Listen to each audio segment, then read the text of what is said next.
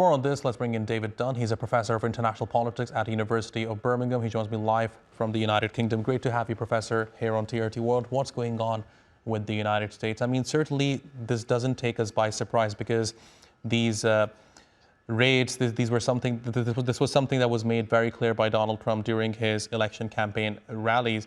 But do you feel the situation is getting out of control?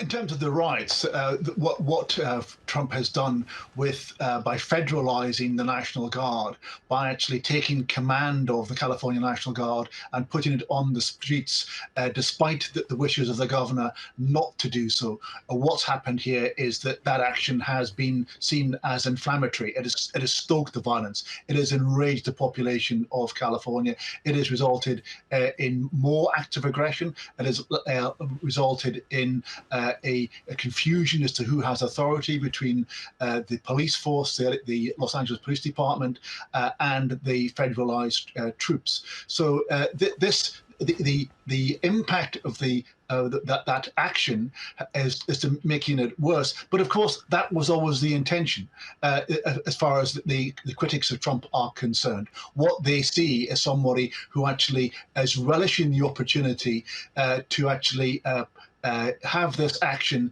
in California, a state that he dislikes, seem to be acting as the tough man and playing to his base, who actually like to see operations like this.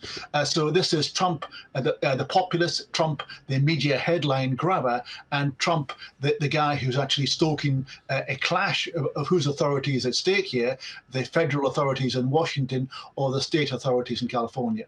But Professor, here's the big question now, because many are wondering right now, does he have a plan if things get out of control? Because we are already seeing these protests spread to other cities like San Francisco. What happens if this goes beyond California?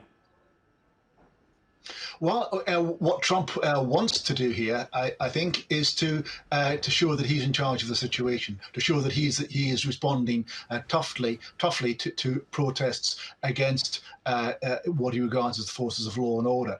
So I would expect that actually, if he has a plan, the plan is to nationalize, to federalize more units of the National Guard and to put troops on the streets as a way of him saying, I am responding in a law and order manner to illegality in the United States. He is challenging the authority of these states to actually respond and deal with it in their own way, and he is coming across as the man in charge of the situation. But it's clear that most observers say that actually his use of the National Guard has made things worse.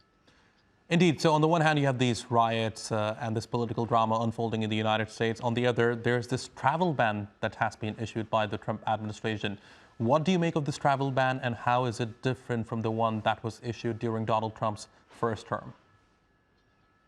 Well, Trump, during his first term, had the travel bans overturned and challenged in the courts, and it took 3 iterations of the travel ban before they found one that would actually not be rejected as illegal, and because they were seen as discriminatory on the basis of religion, given that they were all Muslim bans or bans of countries majority Muslim populations.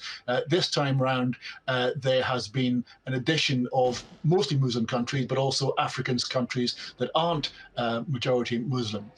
What they are is all non-white countries, and what they are is justified in his terms as being responding to national security threats. But primarily what they are is an attempt to stop brown people coming to America and claiming asylum. And actually his comment that we don't want to happen to America what happened to Europe is a reference to that the large numbers of people claiming asylum in Europe who are non-white. This, I think, is transparently, again, an action that appeals to his base of voters who are nativist, who are suspicious of multiculturalism, and who actually are supportive of policies that are discriminatory against non-white people coming to America. Fascinating insights. Professor David Dunn, thank you very much for joining me here on TRT World. I really appreciate your taking out the time.